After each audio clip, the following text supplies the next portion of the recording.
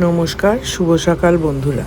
আজকে আমি আপনাদের সামনে তুলে ধরব আমাদের কাটিয়ে ফেলা বেশ সুন্দর কয়েকটি দিনের ছবি।